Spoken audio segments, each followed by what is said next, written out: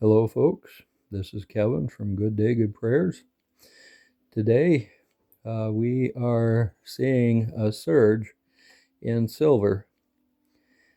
Last night at 6 p.m., when the silver market opened, it was at 103.07. And just before I came on here around 1 o'clock, it was up just above 117. And then it receded back a little ways. It had made it almost to 118 at one point, but it just missed. Now we have through Friday night real late to see where the market is going to be, but it's very interesting because we have a really big surge happening today. It appears as though a lot of the tools that they were using to control the market has kind of gone down a little bit to the point where there isn't a lot left. We saw last week when they would try to push the market back down that it would only be down for an hour or two and then it would come right back. It used to be that when they would push the market downward, it would stay down, but it's not doing that anymore. And now, all of a sudden, the upward trajectory seems to be almost as if it is impossible to stop.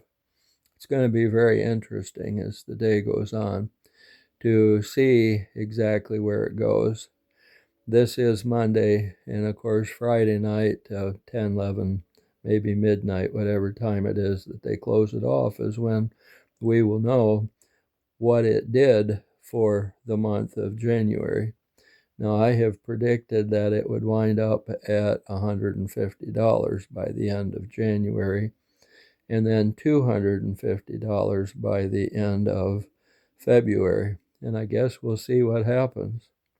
Will I be a good prognosticator or not?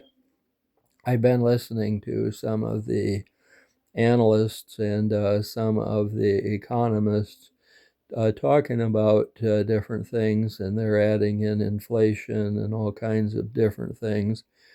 And to a certain extent, you can use some of that. However, as the illegal aliens are leaving this country, the demand for a lot of products is going to be going down. It isn't going to affect the silver market. The silver market is separate in the sense that the supply and the demand there is not going to be controlled based upon what other markets do. And that's something I think that some of the people continue to forget. The other thing that I think they forget is the fact that inflation is going to naturally begin to decrease. And even though inflation will decrease, I don't believe that the silver prices are going to. I've heard some say that because of inflation, silver will go up to $2,000 an ounce.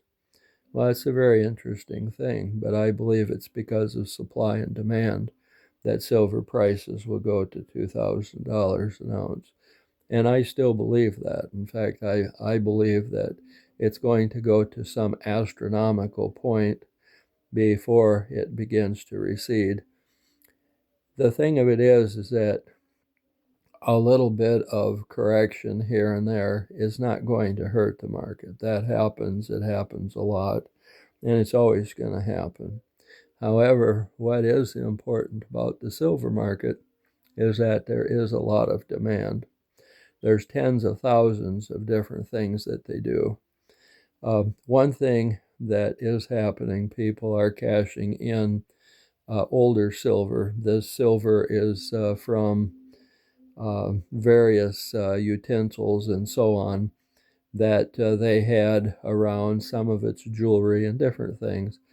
And as they turn these things in, the smelters take weeks and weeks before they can actually have the silver itself ready to go back into the market.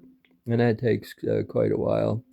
it can take 3, 4, 5 weeks, depending on what the processes are that you have to go through.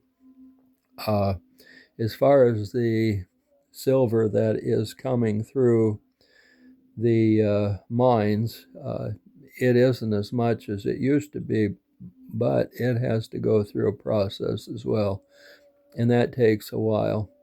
And so there are reasons why there is a limited amount of supply, and the demand is going to continue to be there as long as the people want to buy it and as long as the various manufacturers need to use it. Silver is used, as you may recall from one of the articles that I did, one of the videos, that it has a medical use as well as having all kinds of different types of uses. One thing, catalytic converters. Now, once a catalytic converter is gone, they can recover that, but then it has to be reconditioned before it can go back on the market. And that is the same way with a lot of things that have to be worked on before they can go back into the market and become successfully silver and become a part of the silver market. That also has to happen so that the manufacturers can use it as well.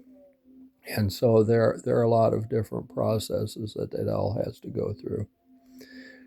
Anyway, silver going up to a new position. It very possibly could make it to 120 or 125